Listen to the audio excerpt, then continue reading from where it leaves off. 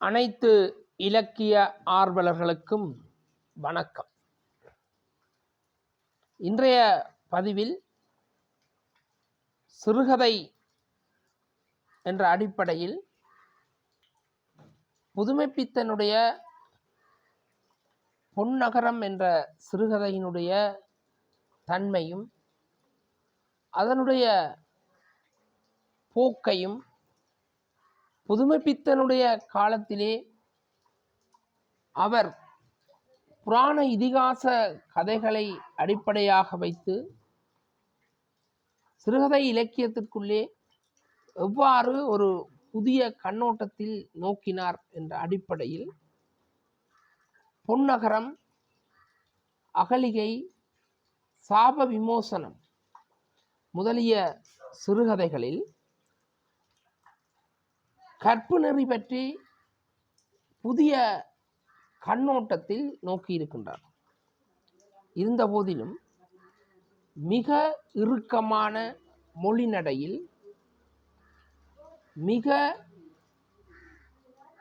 சாவகமாக, அதாவது சாதாரணமாக பயன்படுத்திய மொழிநடைக்கு அப்பால் கட்டுக்கோப்பான அணி, கூடுதலாக தனி வாக்கியங்கள், தொடர் வாக்கியங்களை கையாண்டு சிறுகதை படைக்கும் திறனில் ஆளுமை பெற்றவர்தான் புதுமைப்பித்தன். இந்த புதுமைப்பித்தனுடைய கதைகளிலே ஒன்றுதான் பொன்னகரம் என்ற கதை. இந்த பொன்னகர கதை என்பது ஒரு சிறியதொரு கதை. அந்த பொன்னகரத்தினுடைய கதையினுடைய தொடக்கம் இவ்வாறு தான் இருக்கின்றது. பொன்னகரத்தை பற்றி நீங்கள் கேள்விப்பட்டிருக்கிறீர்களா? அங்கே ஒரு வியாபார நிறுவனம், வியாபார தளம், அந்த தளத்தை சுற்றி ஒரு ஓடை, அந்த ஓடைக்குள்ளே அங்கே வாழ்ந்து கொண்டிருக்கின்ற சாமானிய மக்களுடைய வாழ்க்கை முறையையும், அந்த மாநகர சபை என்ற அந்த சபைக்கு உட்பட்ட பகுதியிலே நாட்கூலிகளாக வாழ்ந்து கொண்டிருக்கின்ற அந்த மக்களுடைய வாழ்க்கையை இந்த பொன்னகரம் என்ற கதையினுடைய ஆரம்பம் வர்ணித்து கொண்டு போகின்றது.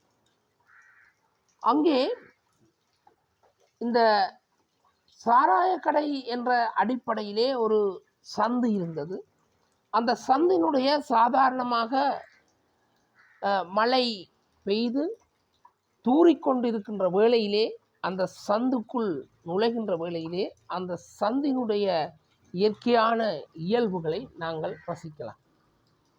இங்கே அந்த மக்களுடைய வாழ்வியலை காட்டுவதற்காக அவர்கள் அங்கே சிறுவர்கள் குளங்களிலே, அங்கே குளம் என்று சொல்லப்படுகின்ற அந்த ஒரு சிறிய நீரோடைகளிலே மீன் பிடிப்பதற்காக எத்தனித்து கொண்டிருக்கிறார்கள். அவரே கதையை சொல்லுகின்றார். இங்கே மீன்கள் கிடைப்பது எப்படி?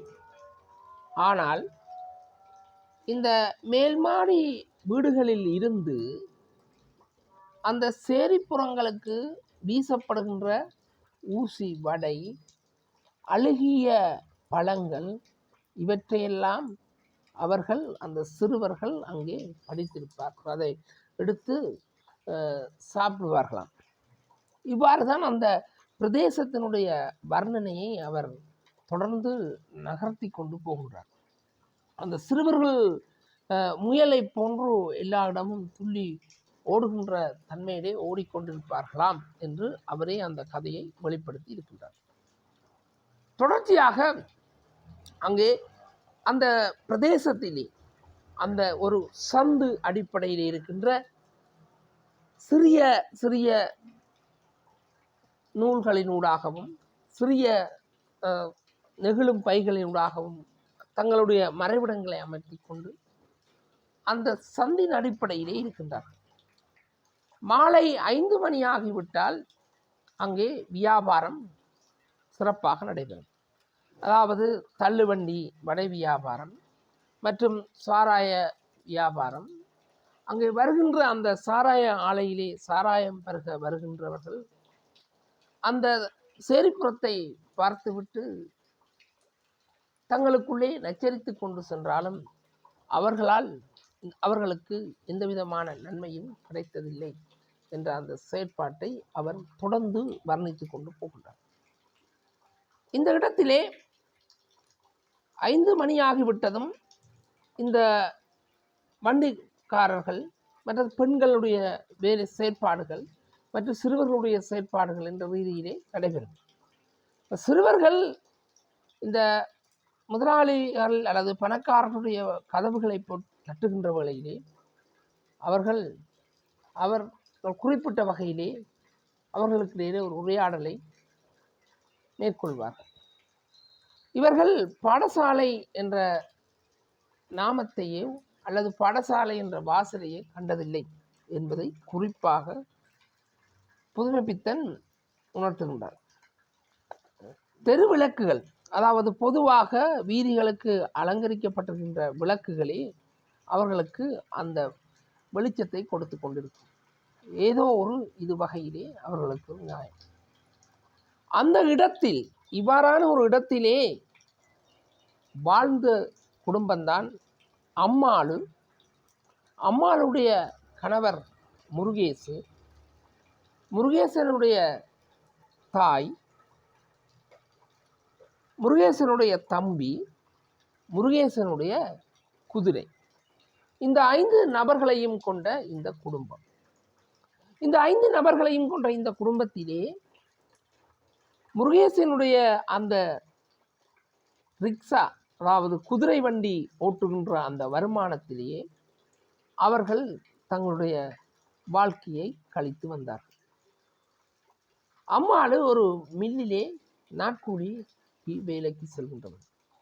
இருந்த போதிலும் அவளுக்கு அந்த வாழ்க்கை செலவுக்குரிய போதிய பணம்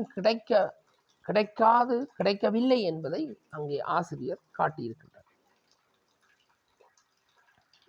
இவ்வாறு இந்த முருகேசனுடைய தம்பி கஞ்சா குடிப்பது முதல் பல்வேறுபட்ட செலவுகளையும் இந்த முருகேசு பார்த்து வந்தார். அவருடைய வார்த்தைகளிலே சொல்ல போனால், பசி வந்தால் 10ம் பறந்து போகும் என்ற அடிப்படையிலே அவர்கள் கூடுதலான காலம் பசியிலே பொழுதை போக்கி இருக்கிறார்கள். இருந்தாலும் அந்த பசியை மறக்கக்கூடிய நிலையை இவர்கள் அந்த பயன்படுத்துகின்ற அந்த போதை பொருளுடைய, அதாவது அந்த பாவனை என்பது அவர்களுக்கு ஓரளவுக்கு திருப்தியை கொடுத்தது. இருந்தாலும் ஒரு நாள் இந்த கதையினுடைய நகர்வு இங்கே தான் இருக்கின்றது. அடுத்த கட்ட நகர்வுக்கு அவர் வடிவாக அந்த விளக்கத்தை சொல்லி இருக்கின்றார். பாருங்க. ஒரு நாள் குசி ரிக்ஷா ஓடி கையிலே, அதாவது குதிரை வண்டி ஓடி கையிலே பணம் கிடைத்து விட்டது. முருகேசனும் குதிரையும், அதாவது குதிரை அந்த வண்டியில் ஓடுகின்ற குதிரையும் குடித்து விட்டு, அதாவது சாராயத்தை அருந்தி விட்டு அந்த ரேஸ் விட்டார்கள். அதாவது ஓட்டத்தை நடத்தி வீதியிலே ஓடித்திருந்தார்கள். அவ்வாறு ஓடித்திருக்கின்ற வேளையிலே அந்த குதிரை வண்டி ஒரு இடத்திலே சடார் என்று அடிபட்டு விழுந்தது. விழுகின்ற வேளையிலே குதிரைக்கும் பாரிய காயம், குதிரையும் இயலாத நிலையாகிவிட்டது. முருகேசனுக்கோ உடல் முழுவதும் ஊமை காயங்கள். இந்த ஊமை காயங்கள் என்ற அந்த வார்த்தையை பயன்படுத்தியிருக்கிறார்.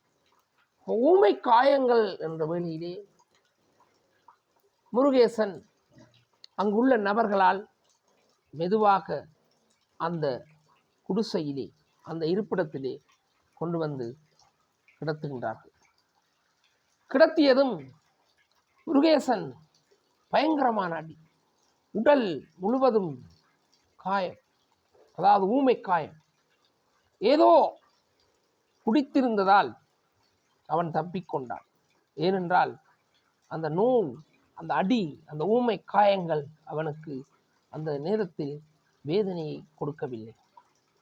இந்த வகையிலே இங்கே இவர்களுக்கு ஏதோ ஒரு துன்பங்கள் வந்தாலும் இந்த போதைப்பொருளுடைய பாவனை தான் அதை நிவர்த்தி செய்கின்றது என்பதை புதுமைப்பித்தன் மறைமுகமாக காட்டியிருக்கின்றார். தொடர்ந்து 2-3 நாட்கள் சென்று விட்டன. முருகேசு அம்மாளுவை பார்த்து கேட்கின்றான், பாட்கஞ்சி குடிக்க ஆசையாக இருக்கின்றது.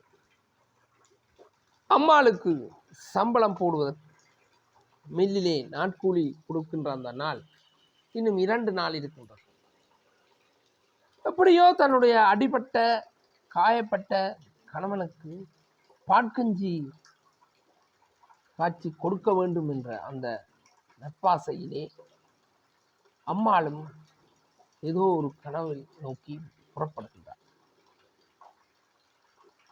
அன்று சூரியன் என்ற அடிப்படையிலே சூரியன் மறைந்து சந்திரன் வரவேண்டிய பொழுது, அதாவது சந்திரன் அந்த முகில் கூட்டங்களுக்குள் மறைந்து கொண்டதால் அன்று சந்திரனை காண்பதும் அரிதாக இருந்தது.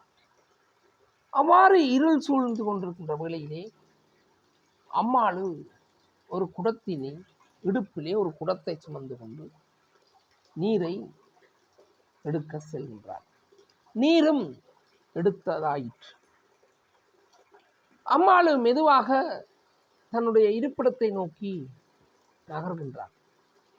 அவ்வேளை அந்த சந்தின் ஓரத்திலே நீண்ட நாளாக அம்மாளுவின் மீது ஒரு இளைஞனின் பார்வை விழுந்து கொண்டிருந்தது.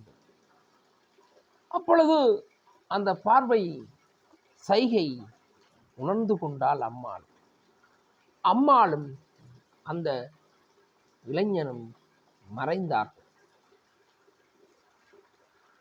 அம்மாளு 3/4 பணம் சம்பாதித்து விட்டாள். தன்னுடைய கணவர் முருகேசனுக்கு பாட்கஞ்சி ஊற்றியதாக விட்டது. தொடர்ந்து என்னையா கற்பு கற்பு பற்றி நாங்கள் கதைக்கின்றோமே, இதுதான் பொன்னகரம் என்று இந்த சிறுகதை முடிவு பெற்றிருக்கிறது. இந்த முடிவினூடாக நீங்கள் அவதானித்துக் கொள்ள வேண்டியது, இந்த கதையின் ஊடாக ஒரு சிறுகதையை சொல்ல வருகின்ற வேளையிலே நாகரிகமாக சொற்களை பயன்படுத்தி ஒரு கற்பு என்ற அந்த வலியுறுத்தல் அடிப்படையிலே எவ்வாறு அந்த கற்பினுடைய தன்மையை பொன் நகரம் என்ற அந்த சிறுகதையிலே புதுமைப்பித்தன் வெளிப்படுத்தி இருக்கிறார் என்பதை பாருங்கள். என்னமோ கற்பு கற்பு என்று கதைக்கின்றீர்களே, இதுதான் பொன் நகரம் என்று அந்த வாக்கியத்தோடு அந்த சிறுகதை முடிவடைந்தது. இந்த கதையின் ஊடாக நீங்கள் அந்த காலத்தினுடைய கண்ணாடியை பார்க்கலாம். தொடர்ந்து மீண்டும் புதுமைப்பித்தனுடைய ஒரு கதையில் சந்திக்கின்றேன். நன்றி. அன்புடன் புயல் நேசன்.